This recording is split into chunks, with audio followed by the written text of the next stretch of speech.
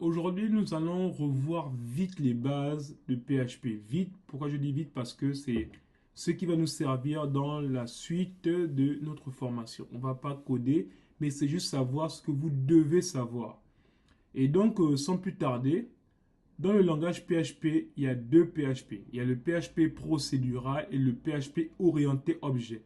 En fait, pour faire simple, c'est quoi? Le PHP procédural, comment passer par procédure? C'est-à-dire, il va lire le code ligne par ligne, et donc il va lire première ligne, deuxième ligne. Ça, c'est le PHP procédural. Maintenant, le PHP orienté objet, qu'est-ce que c'est? Si vous vous rappelez, lorsqu'on créait, il y avait des variables. Lorsqu'on voyait les variables, on met une variable A et on met quelque chose dedans. Et ensuite, on met une fonction, on met des choses dedans. Donc, en fait, un objet, c'est quoi? C'est-à-dire une variable. On pouvait mettre juste dans la variable, on mettait une valeur. Et la fonction, c'est une fonction qu'on veut utiliser, qu'on va appeler. Donc, quand on parle d'un objet, c'est quoi? C'est comme si c'était un mélange de variables et de fonctions ensemble. C'est ce qu'on appelle un objet. Un ensemble, plusieurs variables et plusieurs fonctions ensemble forment ce qu'on appelle un objet, pour faire simple. Et donc, le PHP procédural, c'est le PHP que les gens ont toujours fait, le PHP classique. Mais le PHP orienté objet, c'est maintenant on va dire une manière de coder qui a des principes assez avancés. Et dans ces principes, quelle est la différence entre le PHP procédural et le PHP orienté objet? Ben, ce sont ces trois points-là. Le premier point, c'est ce qu'on appelle l'encapsulation. L'encapsulation, c'est le fait de rendre une variable publique, privée ou protégée. Donc, les mots qui sont utilisés en informatique sont private, protected et public. Donc, voilà les trois mots qui définissent. En fait, c'est qu'une variable peut être donc rendue publique, elle peut être protégée ou elle peut être privée. Donc, c'est ce qu'on appelle l'encapsulation. Ça, c'est la première caractéristique du POO ou bien de la programmation orientée objet.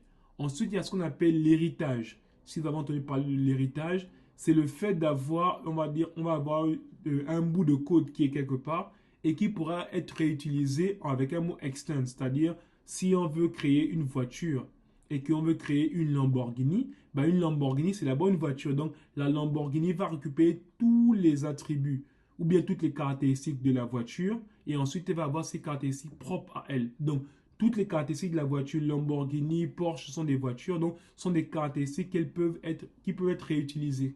Et ça, c'est grâce à ce qu'on appelle l'héritage. Et on parlera un peu plus sur le polymorphisme, parce que c'est quelque chose de technique et je ne vais pas forcément commencer par là maintenant. Mais ce sont les trois points sur lesquels il faut s'appesantir. Ensuite, au niveau des variables, vous savez qu'en PHP, on écrit une variable avec le mot dollar et puis on va dire les côtes ou bien les guillemets en griffe. Et donc, et vous voyez voilà comment on crée une variable et voilà comment on l'appelle. Donc, ça c'est simple. Et donc là aussi, c'est ce qu'on appelle la concaténation. Vous avez vu, par exemple, il y a une variable qui est non et on fait écho bonjour et non comme ça. Ça, c'est juste la concaténation. Donc, c'est pareil aussi, si on a un prix, une quantité et puis une TVA, donc le prix total sera le prix multiplié par la quantité multipliée par la TVA. Donc, voilà un peu une idée de ce qu'on appelle la concaténation qui est aussi important à savoir. Ensuite, il y a les conditions. Donc, vous savez, les if, les else, ça c'est quelque chose de très important. Donc, si on veut vérifier une condition, sinon on fait une autre condition. Donc, ça c'est aussi ce qu'il faut maîtriser. Ensuite, les boucles for each, c'est pas mal. Donc ici, vous savez, quand on veut parcourir sur tous les éléments d'un tableau grâce à la boucle for each.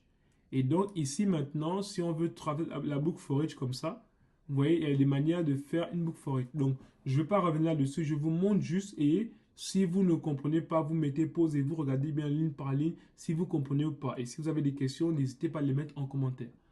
Ensuite, maintenant, les fonctions. La fonction, c'est juste comme ça, j'ai juste cette boucle for each là, je l'ai prise et je l'ai mis dans un mot qu'on appelle fonction. Donc, en fait, c'est un peu l'idée, ce à quoi servent les boucles, les fonctions.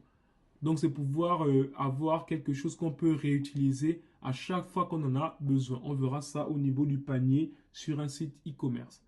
Et donc là, maintenant, nous sommes au terme d'une vidéo. Je vous donne rendez-vous à la vidéo prochaine. Merci.